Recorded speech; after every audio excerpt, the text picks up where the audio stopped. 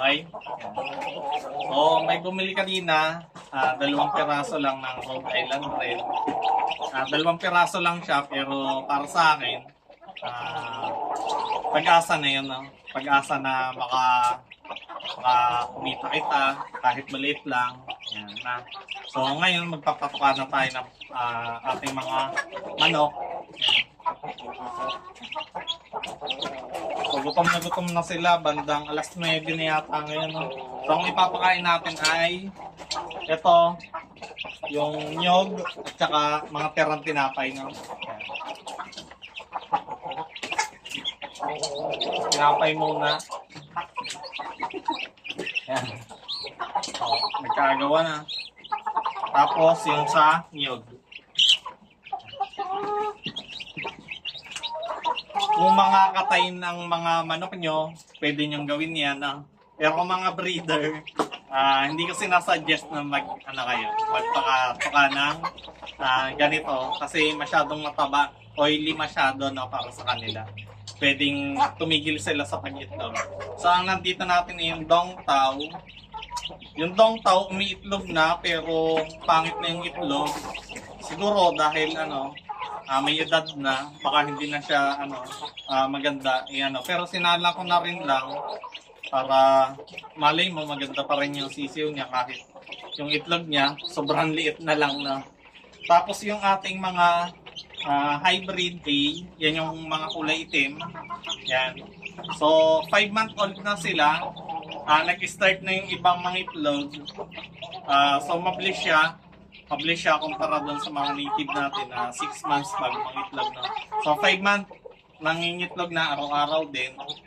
At titinola or adobo or prito tayo. Basta magluluto tayo ngayon ng hybrid A.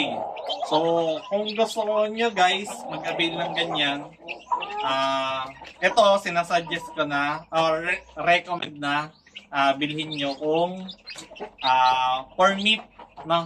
For meat type yan. So, kuha tayo ng isa na ating lulutuin, no? So, yun. Pinakita na akong isa. Malaki siya. Lalaki. So, ang ginagawa ko pala dito sa manukan ko ay inuubos ko na lang yung mga lalaki para puruhin na lang. Aray! Puruhin na lang yung matira, no? Kasi yung gagamitin natin na rooster ay nasa 5-month-old na, magpa 5-month-old na. So, matagal-tagal pa naman bago siya gamitin. No? Pero ito kasing mga kasabay niya, 5-month-old lang din. No? Tapos yung rooster natin gagamitin ay 5-month-old din. So, ito, yung breed na ito ay malasa na. Tapos haluan natin ng breed ng pinakamalaki na breed sa mundo, ang Jersey Giant. Tingnan natin yung resulta. No? So, pili tayo ng isa, pakita ko sa inyo. Ito.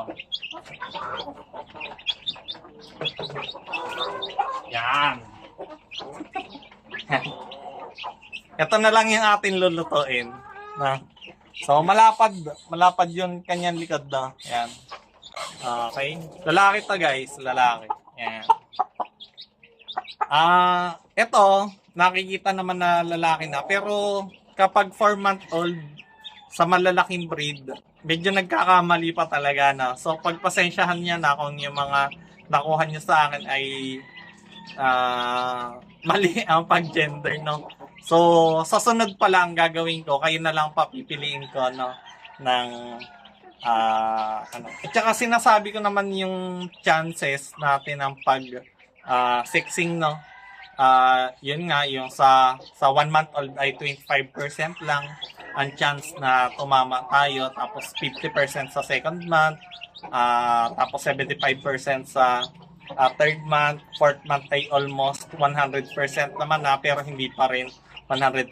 Sa 6 month talaga, 5 months, 6 month tayo nakaka-sure na ang pag-gender nila, kung lalaki o babae na. So ito, makapal na rin naman yung taba nito, mabigat na rin, nasa 2 kilo na din. 5-month-old katay na natin. Yan. Ito yung pinakapanganay sa lahat ng panganay na. Sa nasa 2-month-old. So kung mapapansin nyo, magaan pa rin siya kahit 5-month-old na. No? Kasi dito nga sa manukan ko, hindi ko pa target yung magpabigat na manok. Kasi hindi nga to meat type pa eh. Or hindi ko pa pang luto bala na. So yan. Ito ang inaano ko talaga dito, yung tangkad. Yan. So kung mapapansin nyo, ang haba talaga nito guys, ang tangkad dito. Yan. Tangkad niya. Yan. Mukhang ayaw nyo magpaluto pa. Pero lulutuin na natin to guys. Yan. Uubusin na lang natin lahat ng roster. Since ayaw nyo naman. Pero meron naman patay dyan, no? So kung interesado kayo, PM lang kayo, direct message guys. Huwag na kayong mag-comment. Kasi re-replyan ko kayo, sasabihin ko, direct message po na. So yan. Message lang kayo guys. Tapos kung hindi kayo makapag-message sa akin, sige, comment kayo. I-add ko kayo na para makapag-ano na tayo. Maka-message lang. So, ang available pala natin dito guys ay Brahma Hybrid A tulad nito.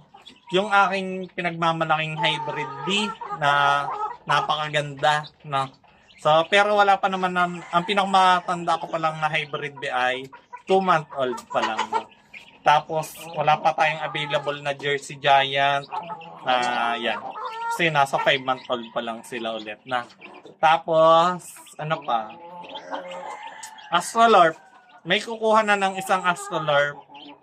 Yung 2-month-old na Astrolorp, ibibigay ko na lang siya ng 1-month-old na presyo. No? Yan. Dalawang Astrolorp na lang yung tira. So, kung may interesado ka sa Astrolorp, meron dong black at blue na Astrolorp. So, PM lang guys. Yun lang. Bye-bye.